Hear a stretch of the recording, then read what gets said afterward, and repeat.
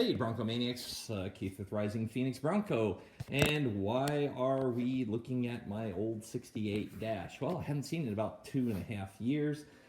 Been busy, work, cancer, the small things in life. So that's what gets in the way. So this is the original 68. I mean, I forgot how scratched up and banged up and just nasty it was. And I always thought it was supposed to be Wimbledon white, but mine's more of a tan. I don't know what it'll say. But we do have a new instrument cluster, so we need this ring out of here. So that's really the reason we're tearing it apart. Back from the powder coaters is the new dash, and so I've given it the once over. Can't find any blems, fingerprints, dings, dents. Everything they did is top notch. So kudos to them. I will put the link to who I used in the description. What I like about them is they were professional. They knew not to cover my VIN plate. They sealed that off because I'm using my original glove box door. That was important to me for, I don't know, just for me.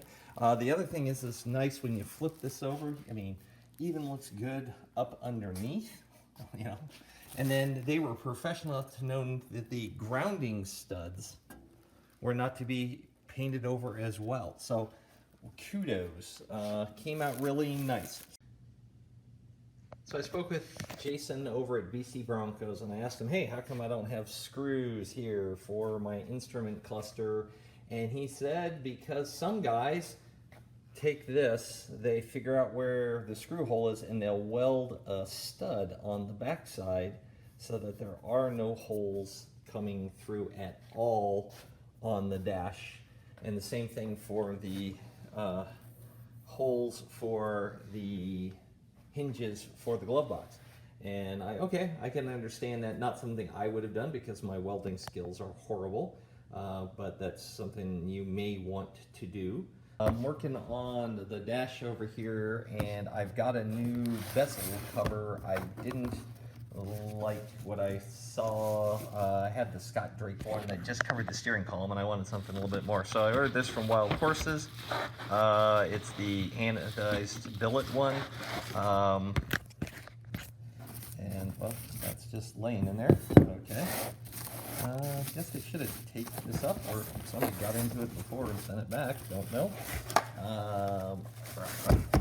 And yes, we're putting in an I did it call. Now there's the wrapper for that guy. Oh, and there are some screws and some pins to pin these two in. So, all right, let's get this guy out of here. Hard to do with one hand, but hey, here we go. That looks pretty dang good, actually. Put those two together. Voila. All right. So that's what the Wild Horses billet steering column cluster cover looks like. And once we get it installed, we'll give you the final look. Okay, say it with me now.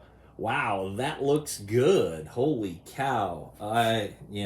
Getting a little bit of a chill just looking at it. This is awesome. And was a team effort. Holy cow. I mean, BC Bronco Dash, Wild Horses, Billet Gauge Cluster, Dakota Digital Dash from Wild Horses, Scott Drake, and I'm going to have the light switch here. I can't find the bezel for it, so we just did it as a mock-up. Scott Drake pedals down there. And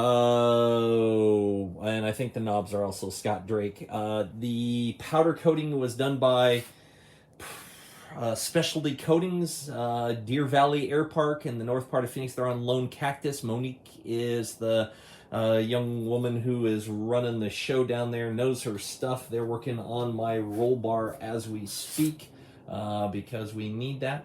So I just think it looks good. I just like it when you get that reflection off the paint of the chrome. I just like this look and very thrilled with how it came out. We'll talk about other things that are going on, like Moab brakes and air conditioners and fan shrouds and all those kinds of fun things. in the next couple of weeks. So hopefully you find this inspiring where you want to go out and work on your Bronco or whatever vehicle you're working on.